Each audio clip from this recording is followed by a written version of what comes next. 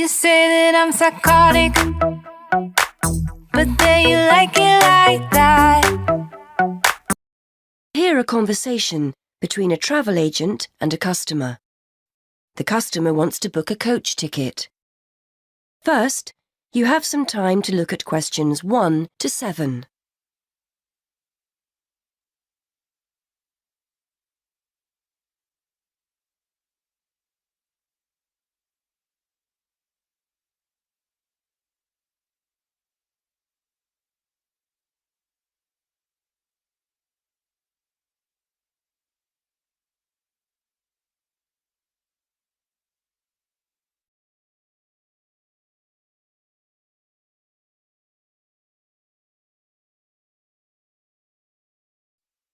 Now we shall begin.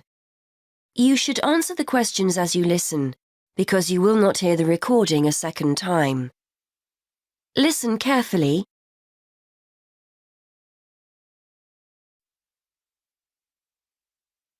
Good morning.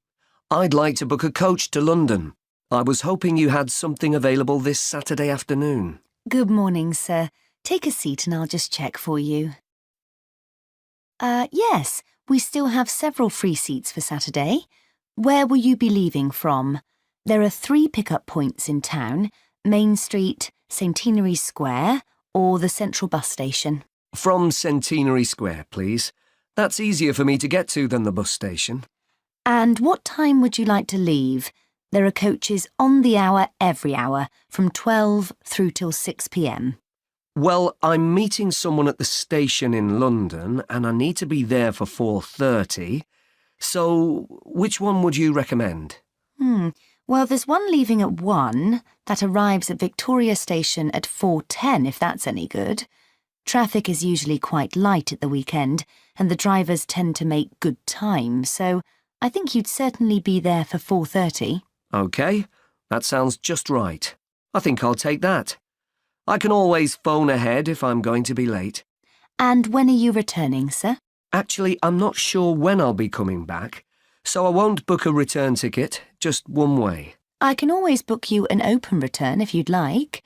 You can use this at any time within the next month, as long as you contact us first to reserve a seat. Well, there's a chance I might be getting a lift back, you see, so I'll just pay for one way. I don't want to buy a return if I don't need it. OK, no problem. Are you travelling alone? Just the one ticket, please. I'm going down to visit my daughter at university. My son's meeting me at the station, so it's a proper family reunion. Very nice. OK, well, I can book that for you if you like, sir. That'll be £23.50. Now, I just need to take down some details. Can I have your name, please? Yes, it's Matthew Upton. That's U-P-T-O-N. And your address? 34 Allesley Road. Allesley, that's A-L-L-E-S-L-E-Y. And your telephone number? 01732 558 997. And your email address. We'll use this to send confirmation of your travel details. matt257@yahoo.co.uk. OK, thanks.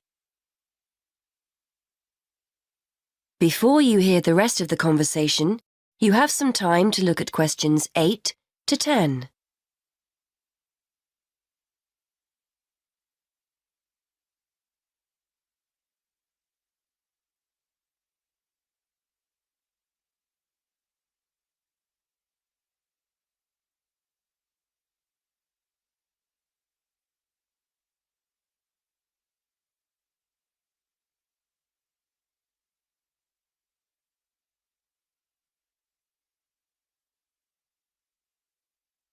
Now listen and answer questions 8 to 10.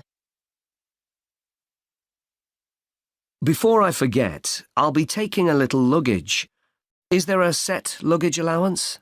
We offer a very good luggage allowance. You can take 2 suitcases as long as they're no more than 20 kilos each. That's 40 kilos in total, and 1 small item of hand luggage on the coach. Most people find that more than adequate. Any additional items carry an extra charge of £10 for each bag. I certainly won't be taking that much, so I should be okay. I was worried I might be taking too much. Would you like travel insurance included with your ticket? It's an additional £2. No, I don't think so. No problem. It's not compulsory. OK. How will you be paying? Actually, I've been having trouble with my debit card today, and I've left my checkbook at home, so I'd better pay in cash. You'll give me a receipt, won't you? Certainly, and we'll send confirmation to your email address as well. So that's £23.50, sir. If you just wait a minute, I'll print you off a receipt.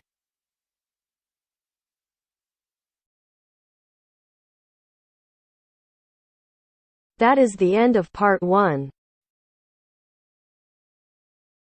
You now have half a minute to check your answers.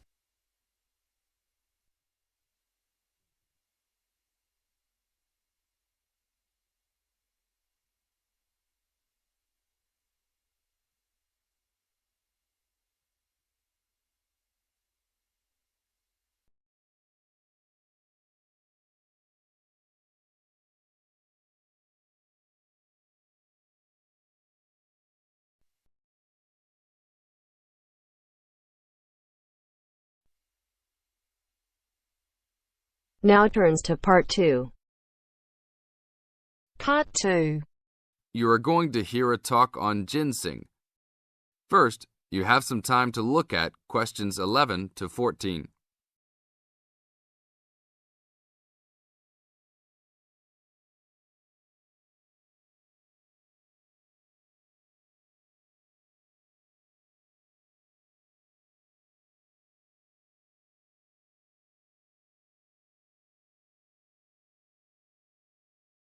Now listen to the tape and answer the questions. Good morning. Today we'd like to talk with Mr. Schumacher of Kaiser Farms. Mr. Schumacher, what is in ginseng that makes it so special? Thanks. The key elements in ginseng are the active ingredients known as ginsenosides. All true ginseng products on the market contain a certain percentage of ginsenosides, and a number of factors determine how much. The age of Wisconsin ginseng when harvested plays a major role in determining the natural level of ginsenosides. Tests have shown that the older the plant, the higher the ginsenoside content. 5-year-old Wisconsin ginseng plants have had ginsenoside levels as high as 20%. As a family operation, one of our strategies in producing the highest quality product available is to only harvest 4- and 5-year-old roots. The majority of Wisconsin ginseng harvested is 3 years old. The reason for this is that the expenses to care for and the possibility of disease increase as the plants become older. By limiting the amount of ginseng that we plant each year, we are able to provide the necessary attention and care to produce the highest quality 4- and 5-year-old roots.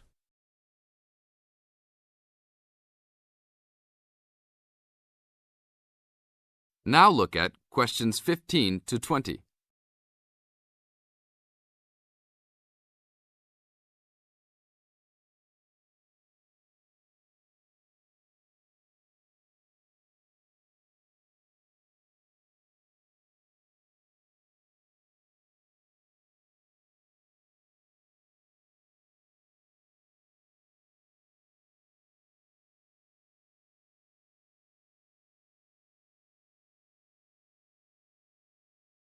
As the talk continues, answer questions 15 to 20.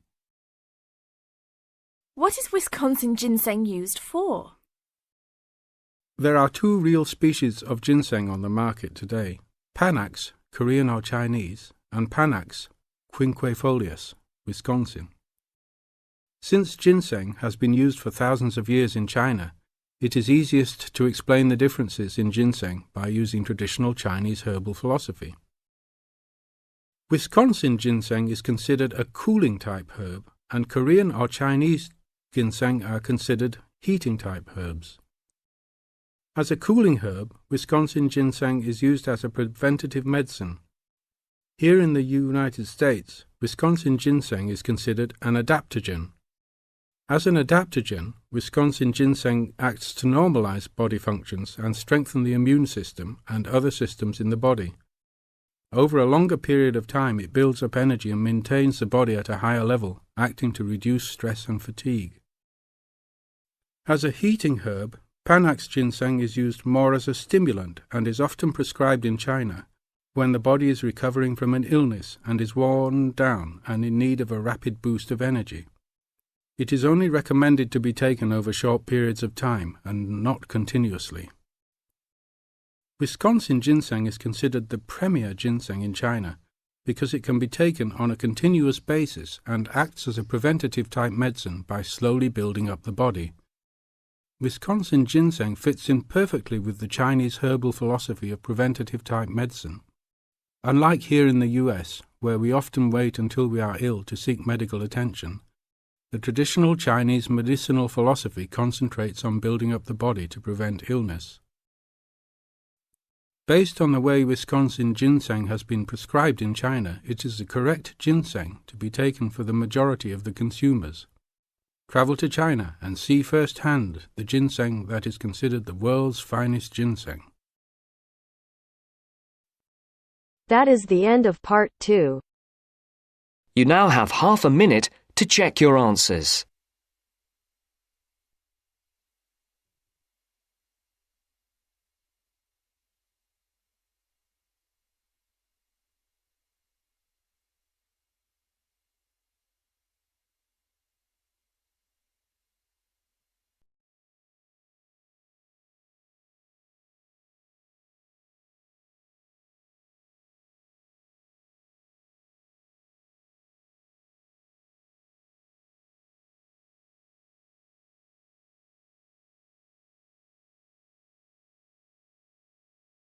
Now turns to part 3. Part 3. You will hear a conversation between a student, Kayana, and a professor about an assignment. First, you have some time to look at questions 21 to 27.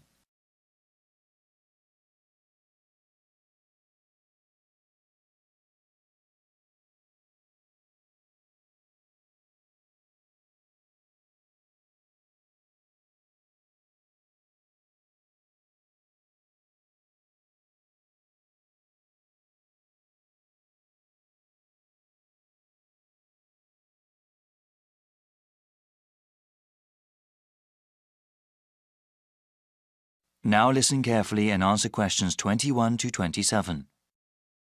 Hi, Dr. Reed. Are you busy right now? Do you mind if I come in for a second? Hey, Kiana. No, I don't mind at all.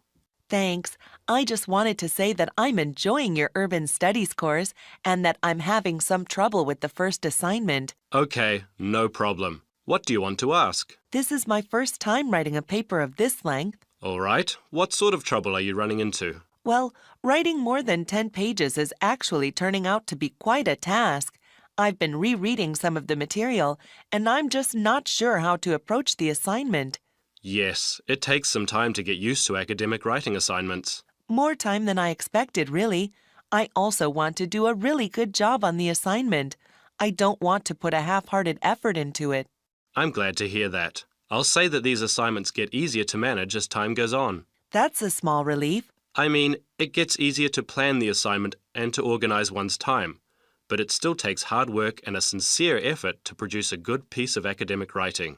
My role is to guide you to the readings I think are the most relevant and to give you tips on managing your time. Okay, could we talk about the readings then? Sure.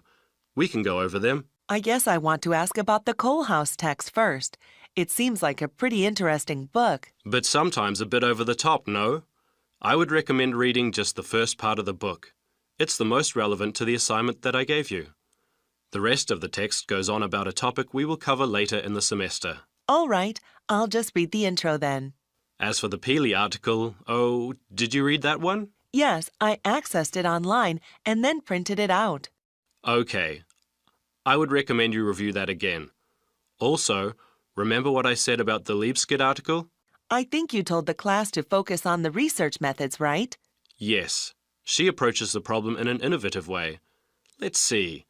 For the Gary article, I think you should, let me see, I think it would be best for you to read just the conclusion. Just the conclusion. I see. Yes, I would ask you to read the whole thing, but this way would be more efficient. Speaking of which, you should not bother reading the Wolfson article. Yeah, it didn't seem particularly relevant to the topic. Let's see. Any other reading you wanted to talk about? Let me see. Yes, the Cudler article. What do you think of that one? Ah, yes. How could I forget? That one is pretty central to the topic. I really think you must go over it again. Before you hear the rest of the conversation, you have some time to look at questions 28 to 30.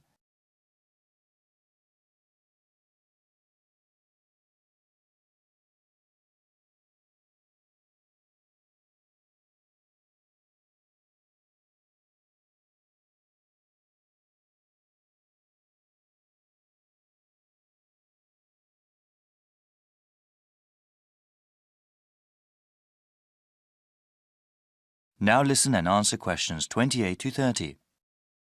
All right. Is there anything else you wanted to ask about? Yes, I wanted to ask about the line graph that you provided. It seems that the legend identifying the different parts is not there. Ah, it must not have been photocopied correctly. Here, let me explain them. They all represent percentages of the population in Manassas, okay? Line 1 here at the top is the percentage of people who were born in a foreign country. Born outside the country. Okay, and this one? The next line down, line 2 refers to the percentage of people with citizenship. All right, got it. Those making a middle-class wage are represented by the fifth line down. Okay, middle-class wage earners. And the line number 4? That is the percentage of people with a college education or higher. All right, and the one in the middle? That one is the percentage of population who are married and have children. Got it. Thank you so much, Dr. Reed. I really appreciate your help.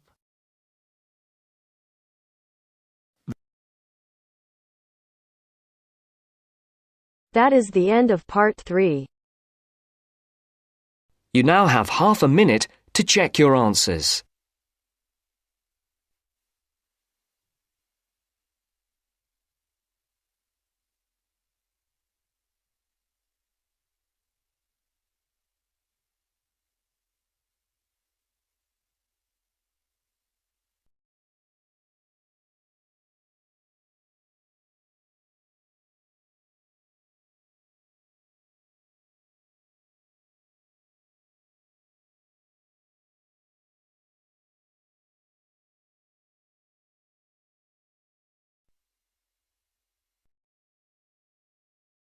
Now turns to part 4.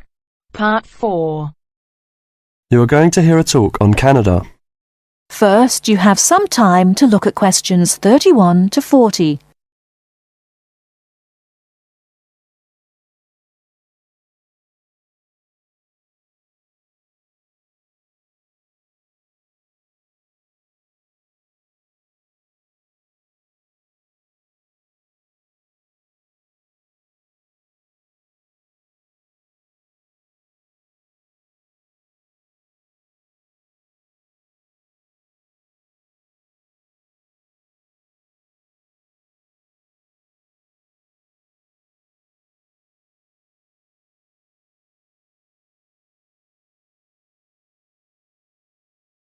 Now listen carefully and answer questions 31 to 40. Good morning and welcome to this talk on Canada. Many people think of Canada as a land of ice and snow. They think of it as a young country with few inhabitants, a country of English-speaking white people. While some of this is true, it is also an inaccurate description of the country we call Canada. Canada lies in the northern half of the continent of North America. The most northern parts of Canada are sometimes called the land of the midnight sun, because at certain times of the year the sun never sets and is still shining faintly at midnight. This northern part of Canada is cold and mostly snow-covered all year round. Most of the people who live in this northern part of Canada are called Inuit or Dene. They were once called Eskimos. They are the original people of this land and are part of what are called the First Nation. As we move to the more southern parts of Canada, the land changes and so does the people. Moving from east to west in southern Canada, we travel from the Atlantic provinces of Nova Scotia, Newfoundland, New Brunswick, and Prince Edward Island. These small provinces, with small populations, border on the Atlantic Ocean. The land in these provinces is not very fertile, so fishing, forestry, and mining are the main industries, although in some small areas, agriculture is also important. If we travel west from the Atlantic provinces, we come to central Canada, composed of the large provinces of Quebec and Ontario. Both provinces are rich in natural resources, have fertile land, and are the centres of industry for Canada's largest cities. Toronto and Montreal are found in these provinces. The province of Quebec is the centre of French language and culture in Canada.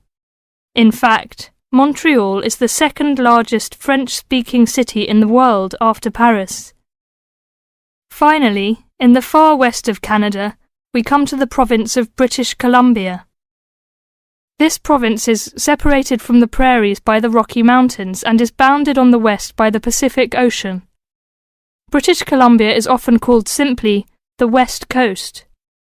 British Columbia is an attractive place for tourists because of its mild climate, spectacular mountains, seacoast, and beautiful forests.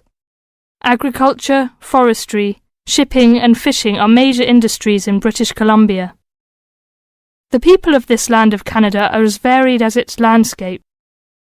The original settlers, those we call the people of the First Nations, came from Asia by crossing the Bering Strait from Siberia to Alaska. In their new environment, they developed many new languages and cultures. In the 16th century, the first Europeans arrived in eastern Canada. They came from Britain and France. By making treaties with the original inhabitants, they gradually established colonies in eastern and central Canada. After a war with France, Britain took over the French colonies in Quebec and eastern Canada. By the end of the 18th century, all of Canada was under British rule.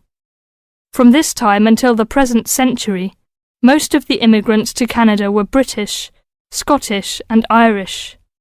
In this century, however, Canada has had an influence of settlers from all over the world.